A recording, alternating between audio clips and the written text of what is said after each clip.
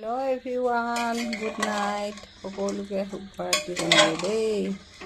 আজি ৰাতি ভাত খাজৰ কাৰণে বইল চিকেন বনালোঁ।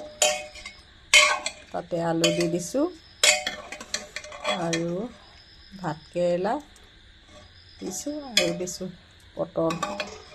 এনেকৈ দি চিকেনখিনি আদা নহৰু জলকীয়া খুন্দি দিছোঁ, বিলাহী কাটি দিছোঁ। তাতে দিছোঁ মই কি দিছোঁ বাৰু, বাঁহগাজ। সেয়া বাঁহগাজ দি এনেদৰে বইল বনাইছোঁ। আপোনালোকে বাঁহগাজ দি বইল বনাই খাইছেনে বাৰু? নাই খোৱা যদি বনাই খাই চাবচোন দেই। এয়া বাঁহগাজ দিছোঁ, বাঁহগাজ ডাঙৰ ডাঙৰকৈ কাটি টেঙা বনাই থৈছিলোঁ।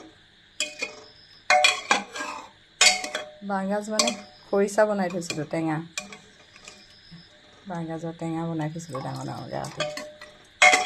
মাংস চিকেনৰ লগত দি লোকেল মুৰ্গী এনেকৈ বইল বনালোঁ আজিলৈ। Bye bye.